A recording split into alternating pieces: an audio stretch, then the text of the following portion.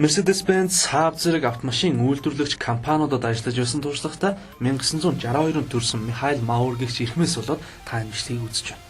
Яагаад гэж вэ? Яагаад гэвэл энэ эрхэм Porsche-гийн Cayenne, Macan, Panamera зэрэг загваруудыг бүтээсэн нэг юм. 2009 онд анх олон нийтэд танилцуулсан Panamera үнэндээ Porsche-гийн шүтэн бишрэгтэй хүртэл царай муутай санагдсан гэдэг. Зарим нь бүр энэ загвар Porsche биш гэж хэлж явсан тохиолдол хүртэл бий. Гэхдээ нэг зүйлийг тэд мартсан. Учир нь 1988 онд Porsche-гийн танилцуулсан 989 концепт загварыг бодит амьдралд хэрэгжүүлсэн энэ байсан юм.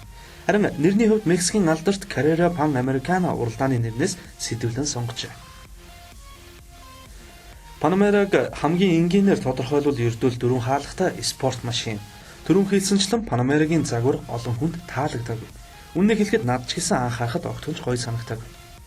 Гол шалтгаан нь Porsche учраас байжээ. Учир нь Porsche хэрэглэгчдийн дунд хоёр хаалгатай ардаа хөдөлгүүртэй куб загвараараа алдартай. Харин гинтэл дөрвөн хаалгатай дөрвөн хүний суудалтай урдаа хөдөлгүүртэй спорт машиныг зах зээлд танилцуулсан үндсэндээ гинтийн бэлэг болсон юм. Гэхдээ цаг хугацаа өнгөрөх тусам Panamera-гийн нэр хүнд өссөн. Учир нь дотор нь сууж үзээгүй, яг бодитоор хараагүй хэрэглэгчид сонирхогчид буруу ойлголттой байснаас тэр юм.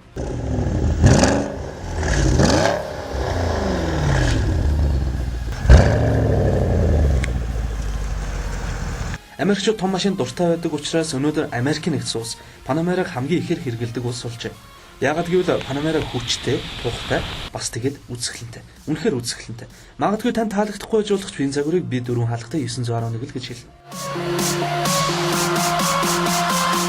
Миний унжуудсан Panamera нийл ягаан өнгийн турбо executive загвар юм. Энэ загвар 4.8 литрийн багт амттай 520 морины хүчтэй хөдөлгүүртэй бөгөөд 4.2 секундэд 100 км/цагийн хурд авдаг. Өнөөдрийн байдлаар Монголд 4 ширхэг Panamera загвар зам дээр явж байгаа. Panamera-гийн хувьд Porsche-гийн хамгийн анхны хөдөлгүүр нь автоматар унтрах горимтой машин болсон юм. Энэ нь хотод ялангуяа төвчрэл дунд явж байхад хурд баг үед машин хөдөлгүүрээ амраадаг гэсэн үг.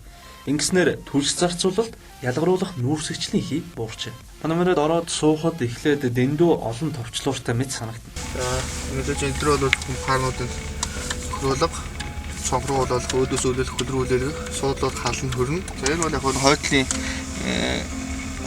дүүр нарны хамгаалалт хөшиг байна. Энэ бол яндангийн систем гэсэн. Одоо нэг хаацалтаа. Ийм дуурч энэ. За энэ одоо авчмал одоо онгоцолох болчихсон тийм. Энэ яг жишээ нь. Гэхдээ Porsche хэрэглэгчдэд хэрэгтэй бүх үйлдэлийг тус тусдаа товчлуураар хийх боломжийг олгохын тулд ийм олон товчлууртай хийжээ. Миний хувьд хамгийн таалагдсан нь спорт товчлуур байсан юм. Машин спорт горимч шилжиж яндангийн дунд нүргэлэгшгэл болно.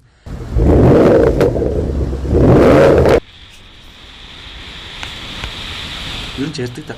Porsche-гийн хөдөлгүүрийн чимээ яндангийн дунд янзтай гэж. Хамгийн гол нь тэр дуу Porsche дотроос сонсно гэдэг гайхамшиг. Хүнээр ярих юм бол жүжигчин Цэрэн болтын хоолойг дэрэгдээс нь сонсож байгаа юм шиг юм уу да.